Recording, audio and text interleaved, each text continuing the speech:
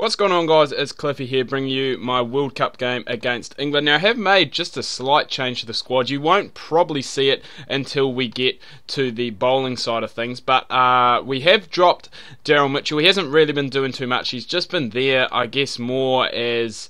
well, just a player to fill in the middle order, and I thought, you know what, I want to go and, especially playing a bigger side like England, a better side, I should say, than rather a minnow, I really want to go and have some bowling options there. So, Martin Guptill's got us off to a great start, though, I must say, 35 off 21. That's how he's been batting in the Ford Trophy as well, the one-day comp here in New Zealand. He's notched up back-to-back centuries, I think, which is good coming into the World Cup year. I think he could be a very important opener for us, but just as I say that, as usual in this series, I've gone and put the mockers on him, and he's gone and got out for 43, so that, not ideal. But yeah, I really think him and maybe Tom Latham could go and open the batting in the World Cup for New Zealand, maybe even Brendan McCullum, because our middle order now is pretty solid, with the likes of Williamson, Taylor, Ronke coming in down low, and then you've got the likes of Jimmy Neesham and Corey Anderson there as well, who can go and provide a bit of firepower for you. So a lot of firepower in that middle to lower order for New Zealand, which I guess we always have been known for. The players have gone off for rain. 46 overs aside, so that's gone, and that's going to put a bit of a dampener on the spirits, but hopefully we can go and still get off to a good start. We're going at a good run rate at the moment. It's just under 6, which is probably what we are going to want, seeing it is now a bit of a truncated game, being only 46 overs. Not that it's changed by too much, but only 4 overs does make a bit of a difference. So as I was saying, Daryl Mitchell comes out, means everyone moves up the batting order one. Ryan McCone comes in just to provide me with that fourth seaming option. A lot of people have said, Cliffy, why don't you go and play a specialist spinner, maybe Mark Craig? I may look at doing it in after the World Cup, because obviously I can't really bring anyone in now, as Kane Williamson's raced on to his 50. He was struggling a wee bit with the bat in this game, and Ross Taylor was really going and being the more aggressor of the two, but he's since gone down, but he has just made 50, and these two doing what they do best. These two like batting together for New Zealand. They score a lot of runs. They have, over the past couple of seasons, scored a lot of runs batting together. Especially in limited overs cricket, they really have been the mainstay in our batting force, which is good to see. You always want someone good in the middle.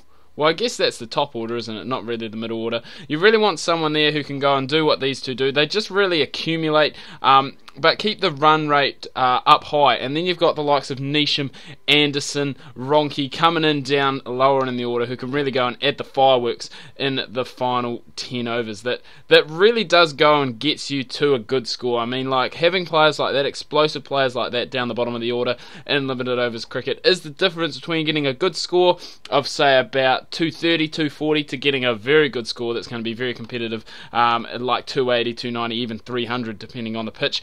Williamson's just gone for 76. I'm going to bring in one of those explosive players. It is going to be Luke Ronke. Hopefully he can go and get us off to a bit of a flyer, because there aren't too many overs left, and I just realised we haven't taken our power play. What am I thinking?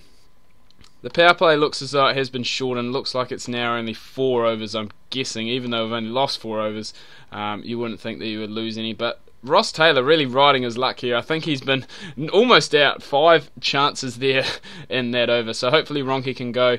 Well, he's not up the order. I mean, this is where he was batting today, number 5, and maybe that has exposed the tail a wee bit. Jimmy Neesham, not really the best batsman in this game compared to what he is in real life. Real life, he is a pretty good batsman. So England need 2-3-3 for the win. We maybe didn't get enough runs there, but hopefully our bowlers can go and do what they've been doing all tournament, bowling well, especially with the extra seam option there today, as Mitch McClenaghan picks up Ian Bell. What he does very well is bowls very good at the start of the innings, and we want to really go and make some quick inroads into this English batting lineup, which is what we have done. Southees picked up Cook, both openers back in the sheds now, and we'll be hoping to go and carry on in this reign of form. So Bopara, Root, both very dangerous batsmen. I can't believe Bopara... I don't think Bopara in real life has actually scored a one-day 100. I think he's got about 3 test hundreds, but hasn't scored a one-day 100. He's one of those players who's kind of been in and out of the side, hasn't really cemented his place. I guess that's a bit the same as Luke Wright. Luke Wright's maybe one of those players who you could include in the World Cup just because of his versatility. Like, he can bat all around, but what a start we've made here. Ronke taking another catch in the outfield. He's proven he doesn't need the gloves, and all of a sudden England are 15 for 5. This is the England we are used to seeing around the world at the moment. They are really struggling, really in a bit of a hole. Neesham could have made it 17, well, sorry, it would have been 16 for 6. Because that run would have counted. But what a start. This is exactly the start we were after from the opening bowlers, and they've gone, put real pressure on. That run rate's down very, very low, and I mean, now bringing in these change bowlers is not too much of a concern. Bringing in the likes of McCone, Bracewell in the squad. I'm real happy I included him in the one-day squad. He's bowling great in the tests, which is good to see, because he's one of those players that I think a bit unfairly missed out on selection. He's one of those players. He's a good young player, good young bowler.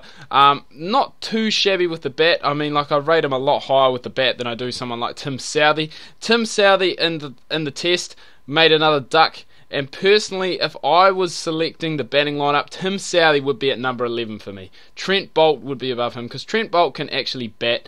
Tim Southee just goes out, has a wild slog, and hopes for the best. But Gary Ballance is starting to lead a bit of a fight back here for the English. Hopefully we can go and pick up a good victory. I say this a lot, but net run rate is important when it comes to competitions like this.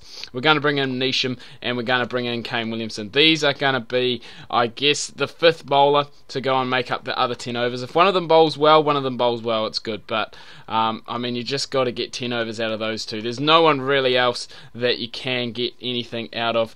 And these two bowlers really, I guess, when it comes to me playing cricket coach, I kind of have maybe one or two bowlers in a side who aren't really in there for their wicket taking ability. But saying that, Jimmy Neesham has just gone and picked up a wicket, and he's got, his average is pretty good. I mean, it's just below 27, which is pretty good average for a one-day bowler. But yeah, I guess Williamson and Neesham probably more in the side as containing bowlers, so they can go and try and stop the flow of runs, especially in the middle. And that really builds up the pressure for when the likes of McClenaghan, Southee, McCone and Bracewell in this instance can come in and really go and apply a bit of pressure and try and take some wickets, get some wickets just from silly shots that have been played. And I'm going to bring back both those openers now. Plus, if you give them a couple of extra overs each, it gives you a bit of freedom to go and move your bowlers around a wee bit. And you know, if someone's gone a bit expensive in the first couple in their spell, you don't have to go and bring them back, obviously. But that is the big wicket that we wanted. Gary Ballance was starting to get going, and he's gone for 89. So still no one-day 100 for him, as you can see down there. He's got 750s, but no hundreds. A bit like Ravi Bopara, not like Ravi Bopara. He's a bit more solid, I guess you would say, of a player. But I think Mitch McClenaghan may have gone and bowled out. We're just going to watch Southees over again. McClenaghan he finishes with 4 for 29. Outstanding figures from that man, and he really is the main strike bowler in this team. So Bracewell going to come back. He's going to finish it off, but I think we may have done enough to go and secure this victory against the English. McCone still bowling. His one-day average, it's not great when you look at it. It's about 48. It's come down a lot now. He's picked up that wicket. Still very, very young. It's come down below 40. So hopefully he can go and pick it up when the tournament starts to get into a bit of a further stage. He's gone and picked up another one there, so that really is going to help his average by dropping it down. But another win against England. We win by 48 runs on the Duckworth-Lewis system, and as you will see when I can get it up here, New Zealand 16 points, so we are pretty much now guaranteed a spot in the top 4. Bangladesh there with 2 games left, and our net run rate is much, much better. So we are going through, and we've got 2 of the minnows to play as well. I can't quite remember who that is, but we should make it through, hopefully top of the group, fingers crossed. But I am going to wrap this up here, guys. I do hope you've enjoyed this video. If you have, please remember to leave a like. If you are new, please do subscribe. Tune in tomorrow. I'm going to have more Cricket Coach, this time with the Hurricanes and the BBL. I'm really loving that series. You guys seem to be loving it. Make sure you do not miss that.